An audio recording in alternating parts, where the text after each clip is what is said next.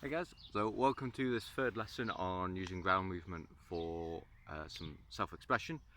In today's lesson we're going to add a new movement and then what we're going to do is start to piece together the three different movements that we've done so you can start playing around and actually using this material for what this course is intended for. So this first movement we're doing, I call it a Shimbox switch because you're going from this position that I call a Shimbox to the same position on the other side. But different people call it different things, so if you see things similar, don't worry about it. And the first thing is that Shimbox position.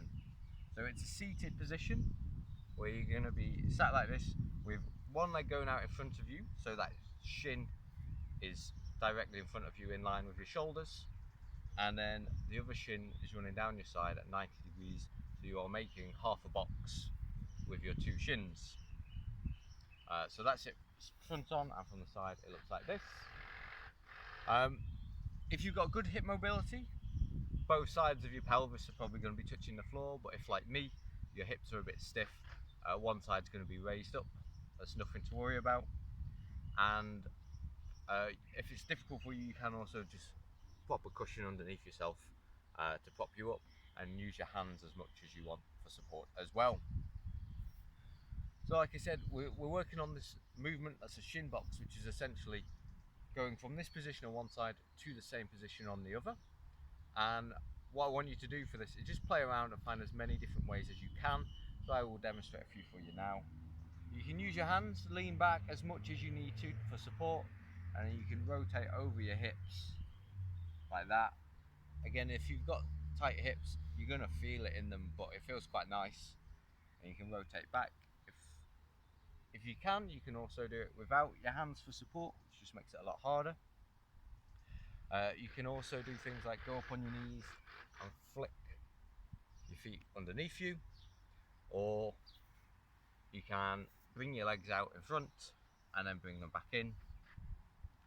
And then the other piece, which is going to be really useful for our flows, is actually you can use that getting up. Any of these movements you can also use your hands for extra support, and use getting up to get into a kneeling position, and then you can rotate over so you can get into that position on the other side.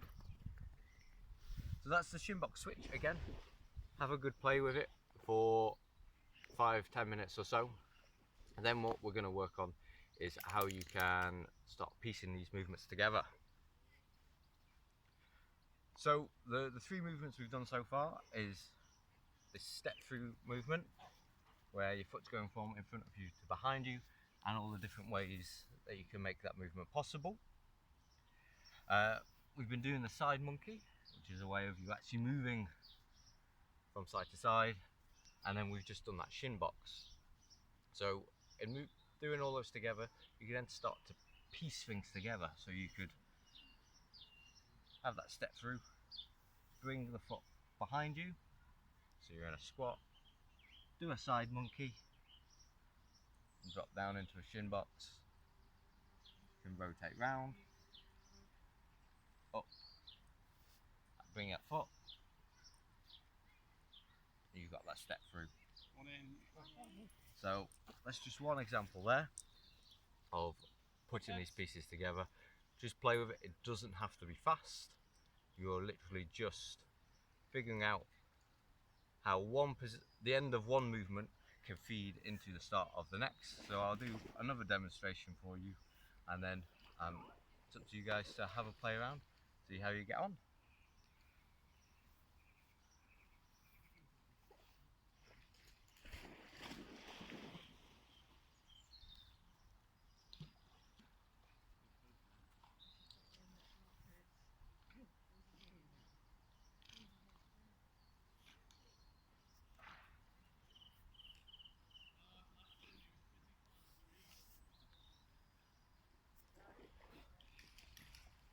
Okay, so that's the sort of thing you're just looking at doing just with these three movements. Again, if you found ways of doing these movements that I haven't demonstrated here, play with those, see how you can fit those in.